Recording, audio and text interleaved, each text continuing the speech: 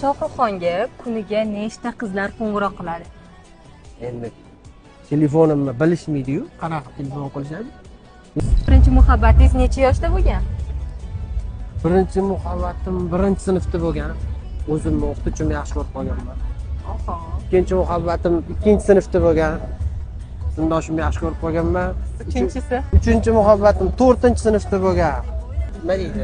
Qalbimda muhabbat ko'p bo'lgan.